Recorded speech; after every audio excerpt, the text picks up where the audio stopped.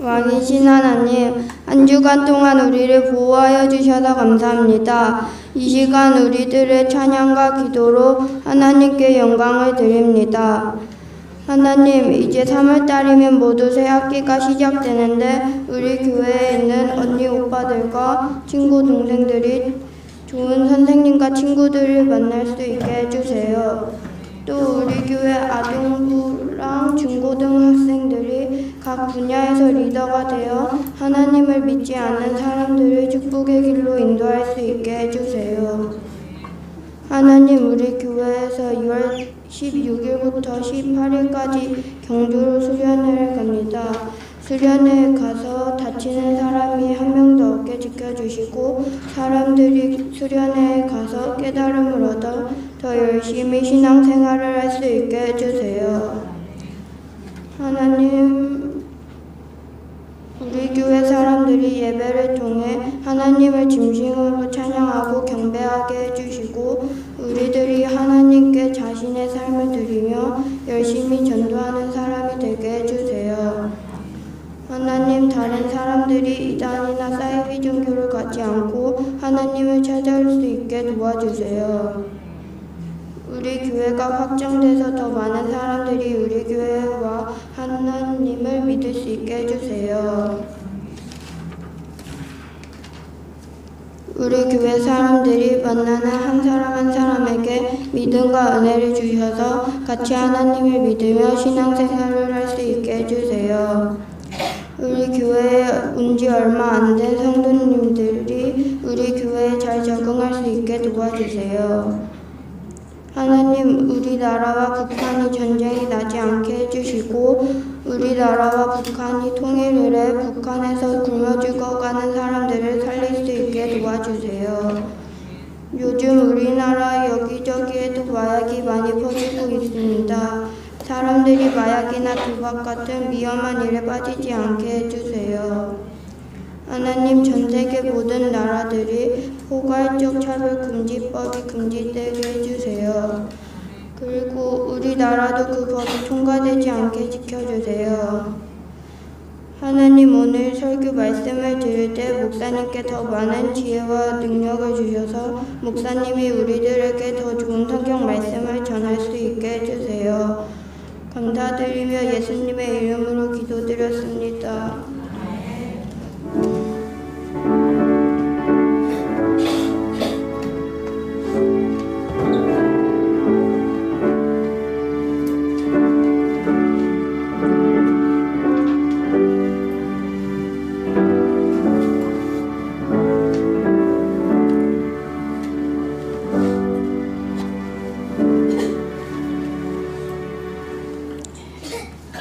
우리 기도 잘했습니다. 하나님이 기뻐하실 것이라고 생각해요.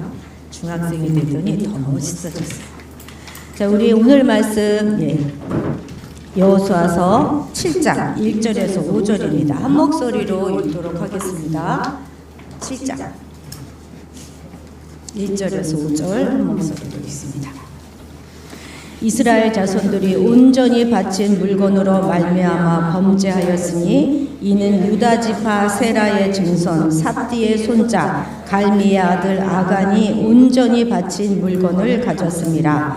여호와께서 이스라엘 자손들에게 진노하시니라. 여호수아가 여리고에서 사람을 베델 동쪽 베다웬 곁에 있는 아이로 보내며 그들에게 말하여 이르되 올라가서 그 땅을 정탐하라 하매 그 사람들이 올라가서 아이를 정탐하고 여호수아에게로 돌아와 그에게 이르되 백성을 다 올라가게 하지 말고 2~3천 명만 올라가서 아이를 치게 하소서. 그들은 소수이니 백성을 그리로 보내어 수고롭게 하지 마소서 하므로 백성 중 3,000명쯤 그리로 올라갔다가 아이 사람 앞에서 도망하니 아이 사람이 그들을 36명쯤 쳐 죽이고 성문 앞에서부터 스바림까지 쫓아가 내려가는 비탈에서 쳤으므로 백성의 마음이 녹아 물같이 된지니라. 아멘.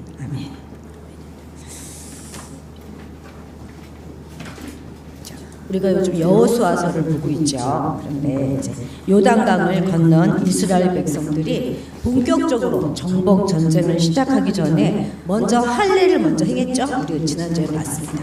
할례를 행했던 요것이 바로 여기인데, 애굽의 수치가 굴러갔다, 또 광야의 모든 수치가 굴러갔다 하는 의미로 길갈이라고 이름하였습니다. 그리고 이것에서 유월절이 지키자 그동안 내려왔던 만나가 끝났어요. 모든 이제 기적이 끝나고 이제부터는 일상을 살아가야 하는 것이죠. 그리고 드디어 이제 이 가나안 땅을 정복하는 첫째 전쟁으로 여기 밑에 굴러갔다, 길갈이 굴러갔다는 뜻이라는 것이고, 여기 여리고 정복에 나서게 됩니다. 여리고성은 굉장히 크고 견고한 성이었는데요. 처음부터 맨 첫 번째 하는 전쟁치고 너무 강한 상대와 붙은 것이죠. 그런데 정말 생각지도 못했던 방법으로 이 여리고성을 정복하게 됩니다. 어떤 방법이죠? 우리 잘 알죠. 하루에 한 바퀴씩 그 성을 돌았어요. 그리고 7일째 되는 날 7바퀴를 돕니다. 그리고 여호수아의 명령에 따라서 다 소리를 지르고 나팔을 막 불었어요. 그랬더니 성이 무너져 내렸습니다. 그 난공불락의 성, 도저히 무너지지 않을 것 같았던 그 성이 무너져 내린 것입니다. 이때 누가 제일 놀랐겠습니까? 아마 돌고 있던 이스라엘 백성들이 제일 놀랐을 것입니다. 여러분, 소리의 성이 무너졌다 하는 말 들어보셨어요? 근데 요즘 뭐 그런 이야기도 있더라고요. 어떤 소리가 파장이 어디 뭘 딱 만나면 무너지기도 한대요, 과학적으로. 그래서 뭐 다리가 무너지고 뭐 이런 일도 있긴 하긴 했다고 하더라고요. 어쨌든 지금 바로 이 여리고성에 그런 일이 일어나게 된 것입니다. 정말 활 한 번 안 쏘고요, 창 한 번 빼지 않고 승리를 거둔 것입니다. 어떻게 이 불가능한 일이 일어났겠습니까? 이것은 정말 사람이 한 일이 아니고 하나님이 하신 거예요. 우리 삶에도 종종 이런 일이 일어나지 않습니까? 도저히 일어날 것 같지 않은, 도저히 어떻게 그런 일이 일어날지, 이런 일들이 일어나요. 그래서 막 굳건해 보이고 무너지지 않을 것 같은 그 여리고성 같은 그런 일들이 무너지는 경우가 있습니다. 그래서 막 우리도 놀라고, 야, 이건 정말 하나님이 하셨어, 하나님의 은혜야, 이렇게 고백하지 않을 수가 없지요. 저는 저희 교회를 볼 때 늘 그런 고백을 합니다. 정말 이건 하나님이 하셨어, 이렇게. 그런데 문제는 이제 여기서부터인 거예요. 하나님이 하셨습니다, 은혜입니다, 이게 계속 지속되어야 하는데 어느 순간 딱 되면 내가 한 것 같고, 아니 하나님이 하긴 하셨어요. 그래도 내가 조금 잘났으니까, 그래도 내가 좀 뭐 괜찮으니까 하나님이 도와주신 거지. 그러다가 왔다리 갔다리 하고 그냥 뭐 별게 그냥 그렇게 비리비리하게 왔다 갔다 하는 사람을 보면, 아휴, 왜 저렇게 믿음 없이 사나, 저러니까 조모양 조꼴로 살지 하면서 정죄까지 하게 되는 것이죠. 특별히 우리가 교만해서 그런 게 아니라요, 원래 사람들이 그렇습니다. 그래서 우리가 성공하고 뭔가 이루었다 싶은 그때에 아주 죽기 살기로 겸손하기로 결단해야 하는 것입니다. 일이 잘 안 풀릴 때는요, 교만할래야 교만할 수가 없죠. 그죠? 어떻게 그때 겸손하지 않을 수가 있겠습니까? 어쨌든 여호수아와 이스라엘 백성들은 가나안 땅에 들어와서 첫 번째 승리를 거두었어요. 그런데 이것이 그들에게 첫 성이었고 첫 열매였기 때문에 그 모든 것을 전부 다 하나님께 바쳐라, 이렇게 하나님은 명령하십니다. 6장 18절 같이 읽겠습니다. 너희는 온전히 바치고 그 바친 것 중에서 어떤 것이든지 취하여 너희가 이스라엘 진영으로 바치는 것이 되게 하여 고통을 당하게 되지 아니하도록 오직 너희는 그 바친 물건에 손대지 말라. 그러니까 첫 열매는 온전히 하나님께 다 바쳐라, 이렇게 말씀하십니다. 여리고성에 있는 모든 것은 손대지 말라 말씀하셨어요. 살아있는 것, 남녀노소를 막론하고 심지어 가축까지도 모두 다 죽여야 하고요, 아무리 존귀해 보이는 것이라 할지라도 다 태워버려라 말씀하십니다. 이것을 뭐라 그래요? 진멸, 헤렘, 이렇게 말합니다. 다 죽여 없애는 것, 다 불태워 없애는 것. 그리고 은금, 동철 같은 이런 것들은 여호와의 곳간에 들여서 구별하라 말씀하십니다. 왜냐하면 그 모든 것은 다 하나님의 것이기 때문에 그렇습니다. 그냥 만약 인간이 그것을 노획해서 그것을 승전물로 나눈다면 그 말은 무슨 말입니까? 그 승리를 사람의 수고로 인정한다는 말이 아니겠습니까? 그렇게 하지 말라는 거예요. 그리고 정말 이들은 무너져 내리는 여리고성에 들어가서 하나님이 말씀하신 그대로 온전히 다 바쳤어요. 남녀노소와 소와 양과 나귀를 다 칼날로 멸했습니다. 그리고 그 여세를 몰아서 이제 두 번째로 여기 아이성 정복으로 나갑니다. 이 아이성은요 여리고성에 비하면 아주 작은 성이에요. 이름도 그래서 아이성인가? 아이성입니다. 야, 내가 우리가 여리고성도 무너뜨렸는데 이까지 아이성이야. 그래서 이스라엘이 지금 얼마나 사기가 충천했겠습니까, 그죠? 그리고 하나님은 우리 편이시야. 이런 아주 확신도 있었을 것 아닙니까? 그런데 놀랍게요. 7장 1절에 보면 우리가 오늘 읽었지 않습니까? 아직 아이성 전투를 시작하기도 전인데 왠지 불길한 느낌을 우리에게 줍니다. 7장 1절 같이 읽어볼까요? 이스라엘 자손들이 온전히 바친 물건으로 말미암아 범죄하였으니 이는 유다 지파 세라의 증손 삽디의 손자 갈미의 아들 아간이 온전히 바친 물건을 가졌습니다. 여호와께서 이스라엘 자손들에게 진노하시리라. 그렇죠. 불길하지 않습니까? 뭔가 죄가 막 나오죠? 무슨 일이 막 일어날 것 같아요.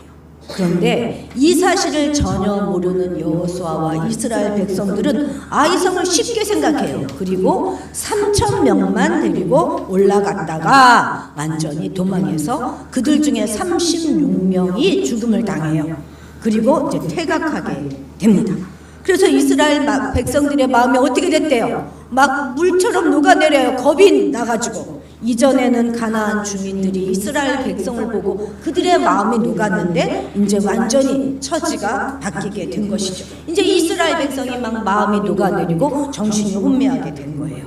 그런데요, 이들은 아주 그 여리고성의 승리에 취해가지고 하나님께 어떻게 할까요? 묻지도 않았어요. 자기네 마음대로 한 겁니다. 그래서 몇 명이 갔다고요? 3,000명이 갔어요. 그런데 하나님의 생각은 그게 아니었습니다. 여기 8장 1절에 보면 이건 이제 두 번째 아예 한 번 실패하고 그 다음에 해서 성공했을 때인데 하나님은 어떻게 말씀하세요? 군사를 다 데리고 올라가라. 이게 하나님의 뜻이었는데 이들은 교만하게 3,000명만 데리고 간 것입니다. 이렇게 해서 패배할 수밖에 없었는데 그 근본적인 원인이 뭐라고 하는 것입니까? 물론 이런 교만도 이들에겐 굉장히 문제였지만 성경은 그거보다 더 근본적인 죄를 탐욕의 죄를 지적하고 있는 것입니다. 바로 한 사람이 하나님께 온전히 바친 그 물건을 보고 그것을 훔쳤기 때문이다. 이렇게 하나님이 알려주셨어요. 어떤 걸 훔쳤습니까? 시날산의 아름다운 외투 한 벌, 그리고 은이 200세겔, 그리고 50세겔 되는 금덩이 하나, 이거를 보고 탐내어 가졌던 거예요. 하나님께서는 그 물건을 너희들 가운데서 제하기 전까지는 너희들 원수 앞에서 능히 맞서지 못할 것이다. 이렇게 말씀하셨습니다. 그래서 마침내 여호수아는 제비뽑기를 통해서 아간을 찾아내요. 그리고 그와 그의 아들들과 딸들과 그의 아들들과 딸들과 그의 모든 짐승들과 그 장막에 속한 모든 것을 다 이끌고 어디로 가요? 아골 골짜기로 갑니다. 그리고 그곳에 가서 돌로 치고 그 물건들도 다 돌로 치고 불사르고 그렇게 함으로 여호와의 맹렬한 노가 그치게 됩니다. 그리고 난 다음에 이제 아이성을 공격하여 정복해서 승리하게 되죠. 물론 여기서 아들들과 딸들까지 다 죽임을 당했다 하는 것은 단지 이들이 아간의 자녀이기 때문에 그렇게 된 것은 아닐 것입니다. 신명기 율법에는 분명히 부모의 죄를 자녀에게 물을 수 없음을 명시하고 있거든요. 아마 이 자녀들 역시도 이 아간의 죄에 동참했거나 최소한 그 아버지의 죄에 대하여 묵인했다 하는 것을 이제 우리가 그렇게 추측해 볼 수가 있는 거죠.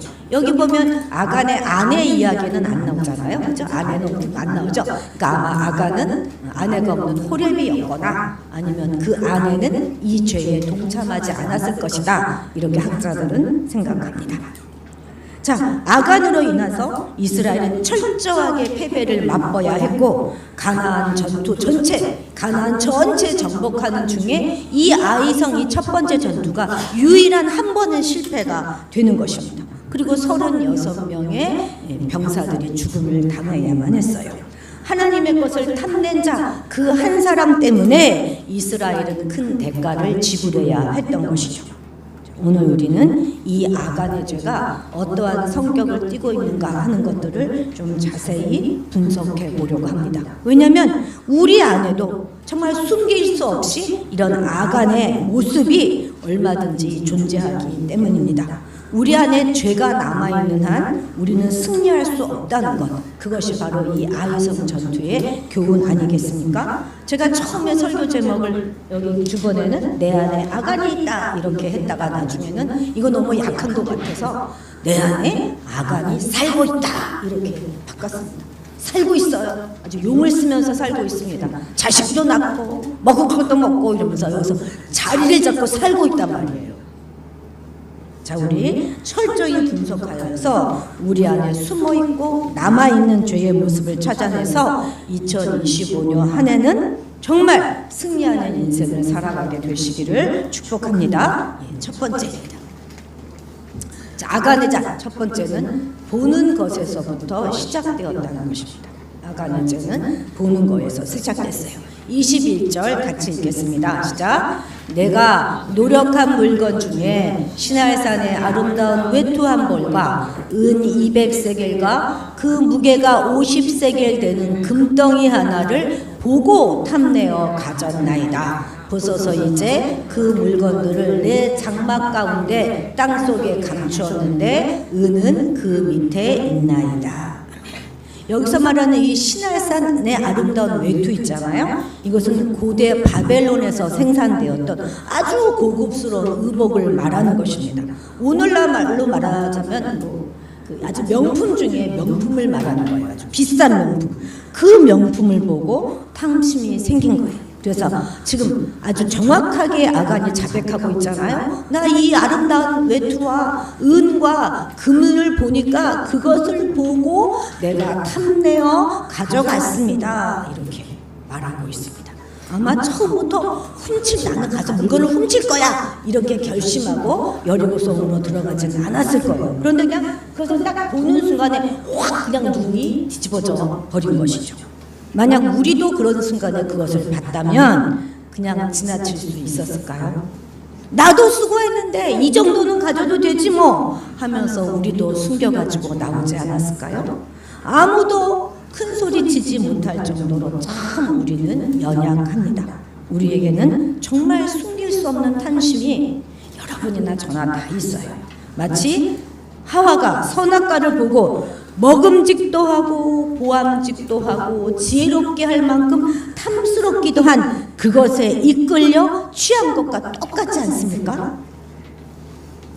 1907년에 우리나라 평양에서 대부흥 운동이 시작했어요. 이건 정말 세계 기독교 역사에 기록될 만큼 놀라운 일이 1907년 평양에서 있었습니다. 그런데 그 대부흥 운동을 이끌어낸 시발점이 되신 분이 바로 이 길선주 목사님이십니다. 길선주 목사님이 장대현 교회에서 새벽 기도를 인도하시다가 갑자기 여러분, 내가 바로 아간과 같은 죄인입니다. 이렇게 공개적으로 회개하셨습니다. 목사님의 친구 되시는 분이 돌아가시면서 자기 재산과 집을 전부 다 이 길 목사님한테 맡기면서 우리 아내는 글도 잘 모르고 세상 물정에도 어두우니 잘 맡아 관리해주게 이렇게 부탁을 하였다는 것입니다. 그런데 그 맡긴 것 중에 상당 부분을 이 목사님이 취하신 거예요. 그것을 자복하신 것입니다. 그러자 옆에 있던 사람이 갑자기 아이고 하면서 외마들이 소리를 내더니 그 역시 나와서 나도 이렇게 죄를 저질렀습니다 하고 통에 자복하다가 그 자리에서 거꾸로 졌어요. 그랬더니 여기저기서 저도요, 저도 잘못했습니다 하면서 회개가 일어나기 시작했고 그냥 순식간에 그 교회가 울음바다가 되어버렸습니다. 어떤 이는 나와서 나는 아내를 죽였습니다 이렇게 자백하기도 하고, 또 어떤 이는 나는 사기꾼입니다 이렇게 하기도 하고, 또 어떤 이는 저는 강간을 저질렀습니다 이렇게 뉘우쳤어요. 그래서 그 회개로부터 평양 대부흥운동이 시작되게 된 것입니다. 얼마나 길선주 목사님의 인품이 훌륭했으면 그 친구가 죽어가면서 전 재산을 그에게 맡겼겠습니까? 그런데도 막상 보니까 탐심이 생긴 거예요. 그 탐심으로 재산은 가졌을지 모르지만 평생 얼마나 이 길선주 목사님 지옥에서 살으셨겠습니까? 다윗도요, 밧세바가 목욕하는 것을 훔쳐보고 난 다음에 범죄하게 된 거예요. 이처럼 사탄은 우리 그 보는 눈을 통해서, 보는 것을 통해서 우리에게 탐심을 불어넣습니다.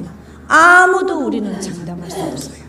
나는 깨끗하다, 나는 절대 유혹받지 않는다, 그렇게 장담할 수 있는 사람이 있을까요? 사실 저는 동고래가 아주 깨끗한 편이에요. 잘하는 편이에요. 남편의 것도 제가 빌려 쓰면 곧 갚습니다. 반드시. 이렇게 우리 남편은 저를 알고 있어요. 그렇죠? 언젠가 제가 저희 남편 양복을 드라이를 맡기려고 하다가 주머니에다 딱 손을 넣었는데 10,000원짜리가 있는 것입니다. 이거 제가 지금껏 말하지 않았거든요. 지금 처음 얘기하는 겁니다. 처음 고백하는. 딱 그 돈을 보는 순간 망설여지지가 않더라고요. 개꿀 딱 이러면서 저는 그 정도는 자제력이 있는 사람이라고 믿었는데 막상 돈을 보니까 그냥 마음이 휙 넘어가더라고요. 물론 많은 돈은 아니었어요. 제 생각에 지금 생각하면 6만 원인가 8만 원인가 됐던 것 같아요. 근데 그것이 아주 큰 돈이었다면 제가 겁이 나서라도 이야기를 했겠죠. 그런데 작은 돈이니까 에이 이 정도인데 하고 만만히 여겼던 것인 것 같아요. 그런데 여러분, 작은 돈에 정직한 자가 큰 돈에도 정직하게 되는 것입니다. 물론 우리는 보지 말아야 될 것들을요 완전히 보지 않고는 살아갈 수 없습니다. 그러려면 우리가 세상 바깥에 나가서 저기 무인도 가서 혼자 살아야 하겠죠. 우리는 먼저, 그런데 우리의 본성이 그렇게 탐욕적이고 악하고 죄에 넘어가기 쉽다 하는 것부터 인정해야 하는 것입니다. 그래서 보는 것으로 인해서 이런 본성을 자극하지 말아야 하는 거예요.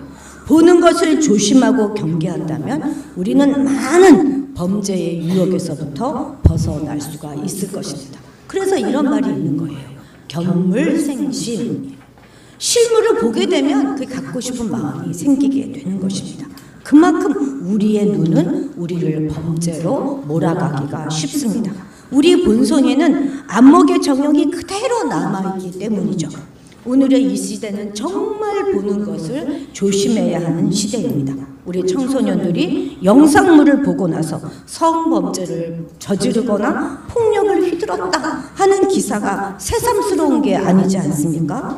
우리 다음 세대들 정말 아무거나 보지 마십시오.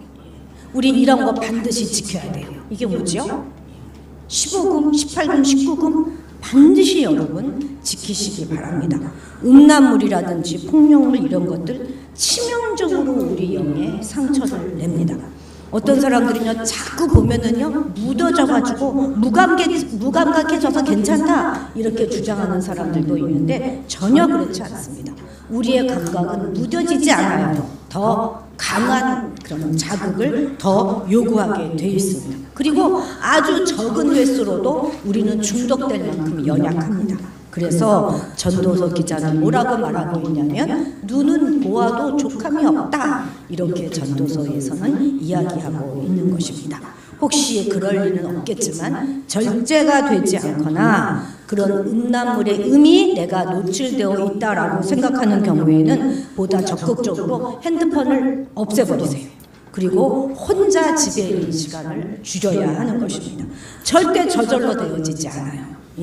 각고의 노력을 해야 하는 것입니다. 저도 이제 컴퓨터 작업을 꽤 많이 하지 않습니까? 이것저것 검색하고 하다 보면 자꾸 이제 옆에 예쁜 옷들이 이렇게 막 보여요. 그러면 한두 번 그것을 클릭해 봅니다. 그랬더니 더 많이 올라오는 것 같아요. 그러면 설교 준비하다가 잘 안 풀리고 그러면 그걸 그냥 하염없이 클릭하고 또 클릭하면서 봐요. 보이기만 하는데 뭐 어때? 이러는데 그렇게 하다 보면 어느 순간 내가 결제하고 있더라고요. 그래서 충동 구매를 하기도 하고 또 필요 없는 것들을 주문하기도 합니다. 정말 우리는 보는 것에 주의해야 될 뿐만 아니라 나는 절제할 수 있어 하는 그런 자만심을 버려야 하겠습니다. 내가 얼마나 연약한 존재인가 그것을 기억하고 적극적으로 우리가 죄와 싸워야 하겠습니다. 둘째, 아간의 죄는 어떠했습니까? 나 하나쯤이야 하는 생각에서 죄가 점점점 커져가는 거예요. 다들 안 하고 있거든요. 나 하나 하는 거 뭐 어때? 이런 생각을 하는 것이죠. 우리가 아까 보았던 7장 1절 우리가 다 아까 보았으니까 더 읽지는 않겠습니다. 지금 물건을 훔친 사람은 누구입니까? 세라의 증손 삽디의 손자 갈미의 아들 아간입니다. 얼마나 대단한 집안의 사람인지 여러분 집장에 가지 않습니까? 성경에 무려 4대가 지금 기록되어져 있어요. 그것도 유다 지파라네요. 유다 지파는요 이스라엘 12지파 중에서 가장 크고 가장 강력한 지파입니다. 세라 이렇게 말하면 다 알아요. 그 자손이야. 삽디 갈미 와 그 집안이구나 다 알아요. 그런 집안의 아간이 지금 범죄하는 것입니다. 그런데 하나님은 지금 누구한테 진노하고 계십니까? 이스라엘 자손에게 진노하고 계시는 것입니다. 하나님은 한 사람이 범죄했다 이렇게 말씀하지 않으시고 이스라엘 백성이 범죄했다 말씀하고 계시는 거예요. 이게 바로 죄의 공동체성입니다. 우리는 하나님 앞에서 개별로 각자 한 사람 한 사람이 존재하는 게 아니에요. 우리 한 사람의 예배 시간에 장난하고 있다고 그 한 사람만 장난하는 게 아니에요. 우리 예배 전체가 하나님 보시기에 경건하지 않은 예배가 되는 거예요. 그래서 나의 범죄는 반드시 우리 모두의 범죄가 된다는 것 여러분 기억하십시오. 여러분 이런 말 들어보셨어요? 한 아이가 바르게 자라기 위해서는 한 마을이 필요하다. 들어보셨습니까? 들어보셨죠? 한 아이가 자라는 데에는요 엄마 아빠만 필요한 게 아니에요. 할머니 할아버지도 필요하고요 옆집 아저씨도 옆집 아주머니도 다 이 아이의 성장에 영향을 미친다는 것입니다. 마찬가지로 신앙도 나 혼자 잘 돼가지고 잘해서 나 혼자 돛 닦아서 되는 것이 아니라는 거예요. 신앙은 정말 분위기가 중요합니다. 영적인 분위기, 함께 신앙생활하는 사람들의 분위기가 정말 중요해요. 저들이 정말 말씀을 사모하고 있는가? 말씀을 통해서 하나님을 만나려 하고 있는가? 늘 거룩하게 깨어 있어서 정결하게 살려고 하는 그 거룩함이 그 무리들 가운데 있는가? 이런 것들이 구성원 한 사람 한 사람의 신앙에 영향을 미치는 것입니다.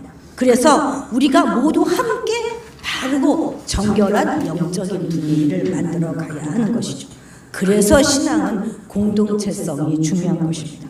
그러다 보니까 지금 하나님은 아간의 죄를 보시고 아간이 범죄했다 이렇게 말씀하시는 것이 아니라 이스라엘 자손이 범죄했다 이렇게 말씀하시는 것이고 그래서 하나님께서는 지금 이스라엘 백성 전체에게 진노하시는 것입니다.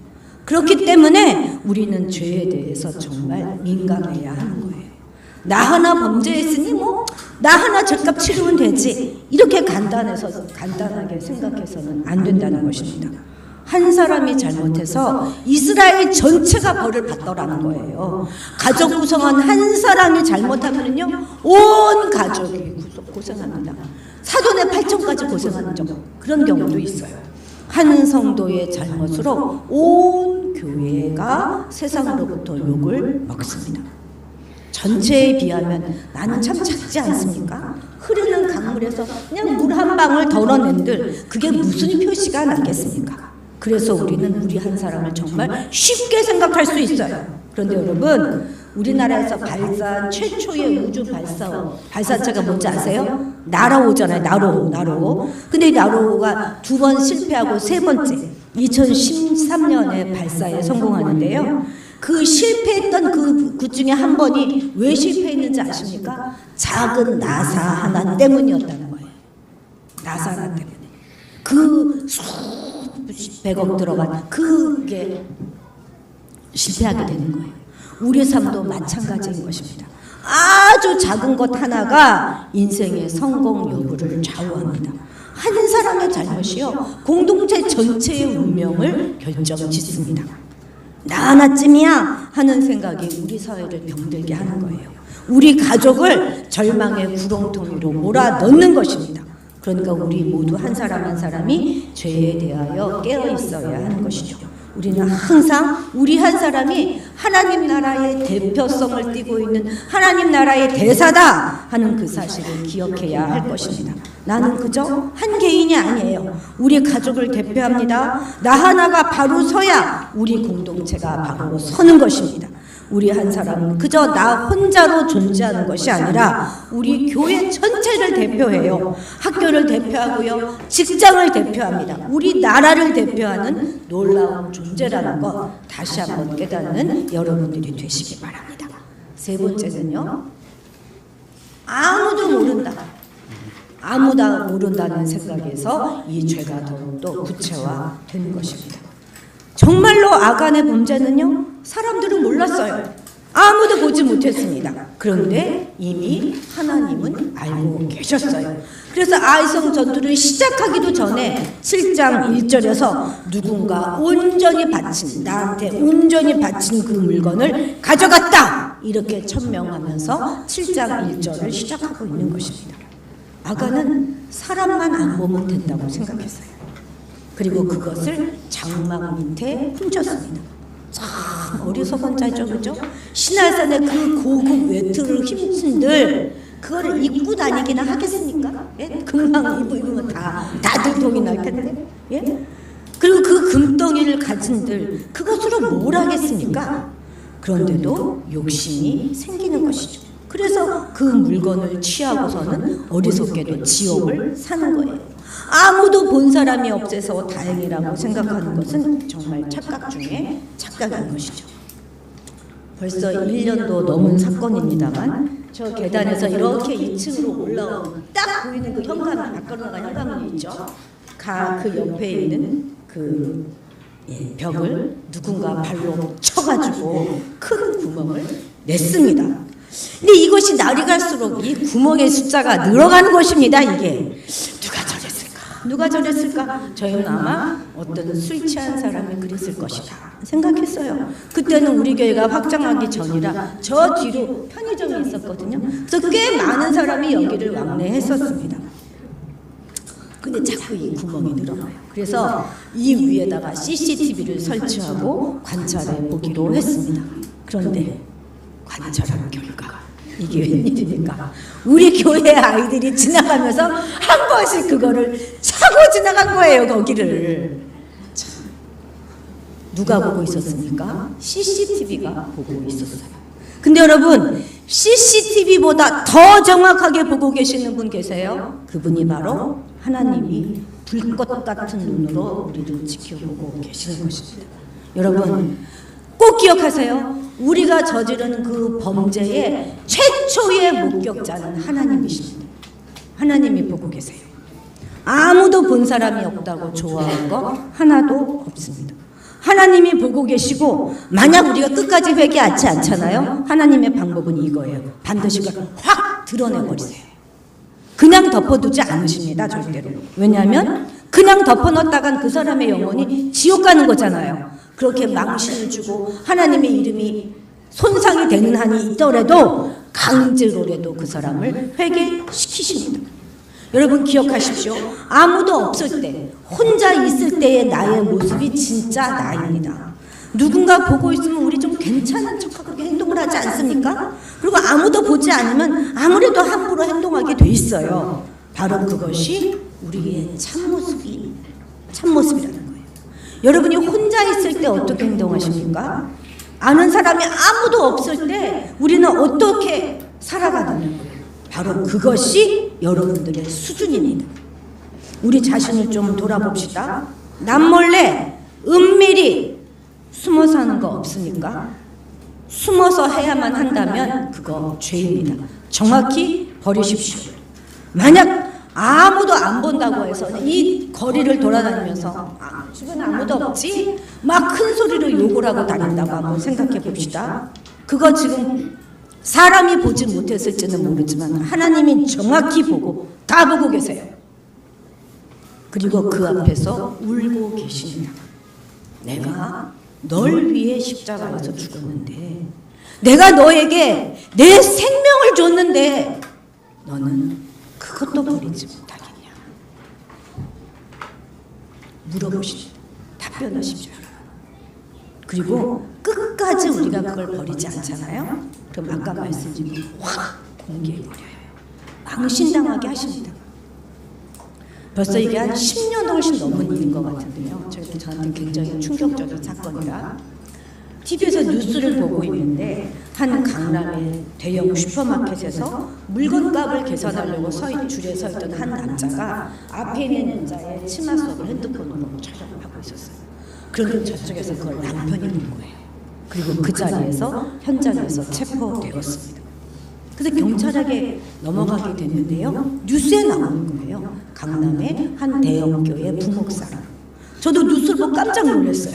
근데 더 놀란 건 뭐니까 그분이 제가 알고 있는 분이고 그분의 설교도 제가 언젠가 듣고 와, 참 젊은 분이 어떻게 저렇게 은혜스러운 말씀을 전할까. 나도 저랬으면 좋겠다. 이런 생각을 했던 그 분이었던 것입니다. 근데 여러분 더 놀랄 일이 있어요. 이분이 경찰서에 가서 자기 신분을 솔직하게 말하지 않고 자기 쌍둥이 형의 신분으로 위장하였습니다. 왜 그랬을까요? 이미 전에 동일한 죄의 전과가 있었던 것입니다. 그래서 가중처벌될 것이 두려운 나머지 그렇게 한 거예요. 아무도 모른다고 생각하는 그거 하나님이 똑똑히 보고 계셨기 때문에 회개하기를 끝까지 기다리고 계셨어요. 그런데 마지막까지 회개하지 않자 그 죄를 만천하에 공개해버리신 것입니다. 그렇게 공개하면 누가 욕을 먹나요? 교회가 욕을 먹고 하나님이 욕을 먹어요. 목사가 어떻게 그럴 수가 있어. 그러나 하나님의 명예가, 교회의 명예가 실추된다 하더라도 그렇게 해서라도 그 한 영혼을 회개시키시는 분이 바로 우리 하나님 아버지세요. 우리 부모는 안 그렇잖아요. 부모 체면 때문에 자식의 죄를 덮어줘요. 안 그런 척합니다. 자, 아간도 끝까지 회개하지 않아요. 이 아간을 제비 뽑는 과정이 꽤 길었거든요. 먼저 전부 모든 백성을 다 모이게 해서 지파를 가려냈어요. 그 다음에 이 지파 중에서 어느 족속을 가려냅니다. 그 족속에서 또 한 가족을 가려냈어요. 그 가족의 구성원 중에서 아간을 마지막으로 찾아냈습니다. 그런데 이렇게 왜 긴 과정을 하나님은 거치게 하시는 거예요? 딱 아간을 얼른 지목하지 않으시고 끝까지 마지막까지 회개할 기회를 주시는 것입니다. 그런데 아간이 끝까지 회개하지 않아요. 그러니까 마지막 자기가 딱 지목돼서야 그때 가서야 회개가 자극을 하는 것입니다. 아간이 갖춘 것들은 그냥 그 물건들이 아니에요. 아이성 전투에서 희생된 36명의 동료들의 피값입니다. 또 실추된 하나님의 명예값이에요. 신할산 외투 한 벌과 은 200세겔, 50세겔의 금덩이 하나, 이거 정말 만만치 않은 액수입니다. 오늘날로 계산하면. 근데 아무리 그게 크다고 해서 하나님을 버리고 형제를 버리면서까지 얻어야 할 그럴 대단한 것도 아닌 것입니다. 정말 아간은 어리석은 계산을 한 거예요. 어떻게 이깟 소유와 하나님을 바꾸겠습니까? 어떻게 하늘의 축복을 이따위 것들과 바꿀 수가 있겠습니까? 이미 죄악으로 이스라엘에게 심판이 임했어요. 아간이 비록 낱낱이 나중에 실토했지만 너무 늦었습니다. 이것은 분명 회개의 고백이 아니라 죽음 끝에서 나온 자백인 거예요. 여러분, 물론 하나님 회개하면 용서해 주시지만 회개도 너무 늦은 회개가 있다는 것 우리 반드시 기억해야 하겠습니다. 여러분, 하나님과의 동행을 원하십니까? 그럼 반드시 우리는 거룩하고 성결하게 살아야 하는 것입니다. 그럼 우리가 죄가 하나도 없어야 하나님이 우리를 도와주실까요? 그렇지는 않습니다, 여러분. 그렇게 우리가 할 수도 없어요. 어떻게 우리가 죄를 하나도 안 짓고 살겠습니까? 약해도 연약해도 괜찮아요. 넘어져도 괜찮습니다. 인정하면 돼요. 고백하면 됩니다. 하나님, 내가 이렇게 연약하고 내가 이렇게 힘이 없으며 내가 이렇게 죄투성입니다. 제가 욕심꾸러기고요, 욕망덩어리고 내가 이렇게 하나님을 반역하는 그런 자입니다. 나는 연약한 백성입니다. 이렇게 고백하면 이길 힘을 하나님이 주실 줄로 믿습니다. 말씀은 거울이에요. 내게 아간 같은 모습은 없는가? 하나님이 주신 승리를 내가 내 것으로 내가 얻었다 착각해서 내가 당연한 권리다 이렇게 여기고 있는 것은 없는가? 하나님께 드려야 할 주의 명성을 내가 가로채고 있는 것은 없는가? 과연 나는 하나님 앞에 지금 거룩한 백성으로 살아가고 있는가? 우리는 돌아봐야 하겠습니다. 그리고 내 안에 살고 있는 그 아간을 찾아내어서 십자가가 세워진 골고다 그 아골 골짜기로 끌고 가 거기서 처형해내는 우리가 되어야 하겠습니다. 기도하시겠습니다. 우리와 늘 동행하시는 하나님 아버지, 하나님과의 동행이 저절로 되어지는 거 아니고 우리가 정결을 사모하고 거룩하게 살기를 결단할 때 동행해 주심을 우리가 기억하게 하옵소서. 세상에 온갖 죄가 가득한데 아무 생각 없이 살아가게 하지 마시고 보는 것을 주의하여 볼 뿐만 아니라 나 하나쯤이야 하는 어리석은 생각 버리고 나 하나가 얼마나 존귀하며 존귀한 존재인지 깨달아 우리로부터 하나님의 나라를 드러내게 하시며 또 아무도 보지 않는 그곳에서 그 누구도 보지 않는 그곳에서조차 하나님 앞에 살아가는 코람데오의 정신으로 살아가게 도와주옵소서. 우리를 변화시켜 주옵소서. 감사드리며 예수님의 이름으로 기도드렸습니다. 아멘. 자, 우리 교회만 하는 것